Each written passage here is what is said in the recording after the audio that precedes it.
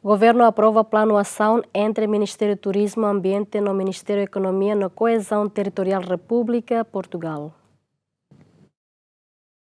E a reunião Conselho Ministro Quarta aprova plano de ação entre Ministério do Turismo no Ambiente Timor-Leste, no Ministério da Economia no Coesão Territorial República Portugal com a formação e a área turismo ba período ringroron resimen to ringroron resimbalu. Objetivo si plano de ação atualmente em cooperação entre a nação ruane com a formação profissional e a área turismo, liusi qualificação estudante, formador no dirigente SIRA, onde promove transferência conhecimento, excelência formação no internacionalização e ensino profissional e futuro. Além de aprovamos plano ação para implementação memorando de entendimento entre o governo Angola no governo Timor-Leste e a área turismo. Objetivo si plano ação atu promove fluxo turístico, intercâmbio institucional, formação no capacitação pesquisa, nomos promoção para investimento turística entre a nação ruane. No lihusi acordo idane atualmente base legal onde promove no facilita cooperação institucional no empresarial entre a nação ruane e a setor turismo. Conselho Ministro Mos decide onde for competência tomat ba Ministro Turismo no Ambiente